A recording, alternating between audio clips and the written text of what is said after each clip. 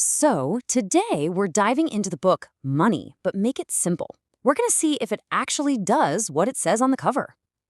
Personal finance, it's a topic that can stress a lot of us out. So, let's find out if this one's really different. Okay, so first up, let's talk about a feeling. A feeling I'm pretty sure we've all had. It's that sinking feeling you get when you even think about managing your money. I mean, let's be real. Most money books, they feel like homework. You grab one, all motivated, thinking, this is it, I'm going to figure this out. And boom. It's like you've been handed a dense textbook for a course you didn't even want to take. They just throw all these words at you, right? You're suddenly drowning in jargon. Assets, liabilities, diversification. It's just this alphabet soup of financial terms, and honestly, it's super intimidating. And they kind of just expect you to know what to do with it all. Here's all this complicated stuff, now go figure it out. It just leaves you feeling even more lost than when you started. Totally overwhelming. Which brings us to the big question for today. Is this book actually useful? Does it break that cycle? Let's dive in and see. All right, so the book kicks off with a promise of clarity. It doesn't start with a bunch of complicated rules. Instead, it offers a totally different way to think about money.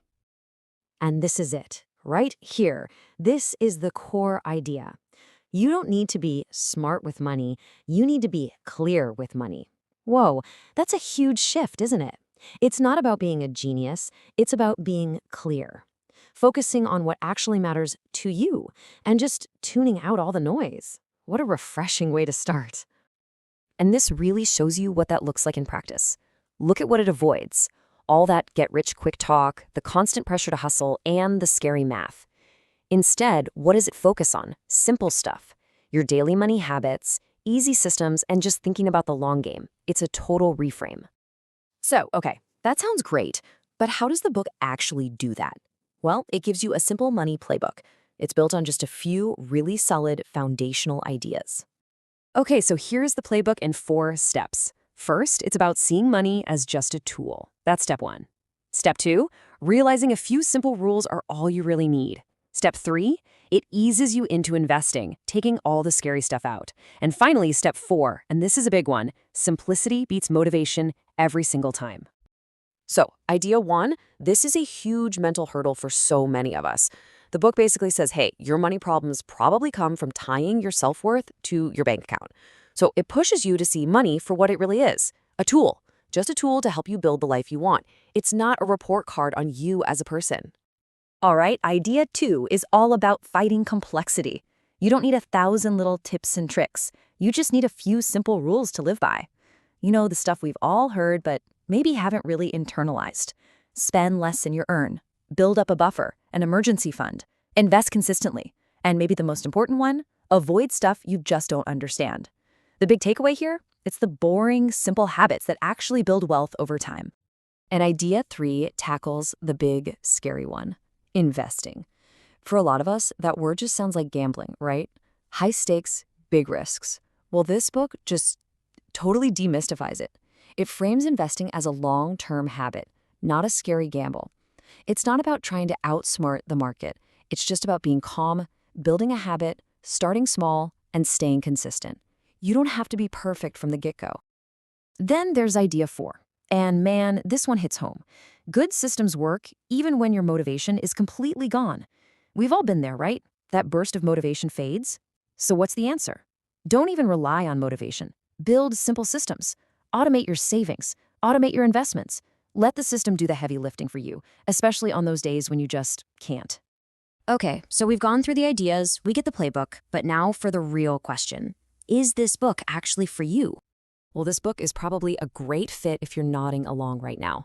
If you're new to personal finance, if you feel anxious or just totally confused by money, if you just want a clean, simple starting point, this is for you. It's a calm, simple guide, no judgment. But it's also important to know who this book might not be for.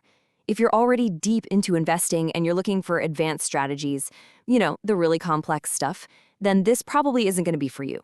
Think of it as a solid foundation, not a masterclass. So let's just break it down with some pros and cons. The pros, the language is super easy, there's no jargon overload, the advice is really safe for beginners, and the tone is just low pressure. Now, the cons are kind of the flip side of those pros. It's probably too simple for advanced investors. It's not going to give you step-by-step spreadsheets, and it's not focused on aggressive, fast growth. Its biggest strength is its simplicity. All right, so the final verdict. Let's put it all together. What's the takeaway here? The verdict is this book succeeds. Because it does one thing, and it does that one thing incredibly well.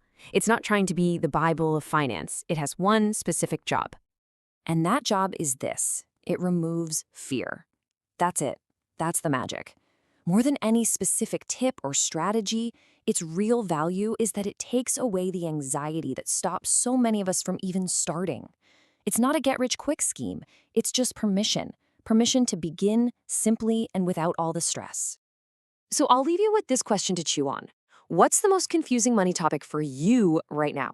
Even after all this talk about simplicity, what's that one thing that still feels like a total mystery? Because the big lesson here is that money doesn't have to be so complicated. It just needs to be a little clearer.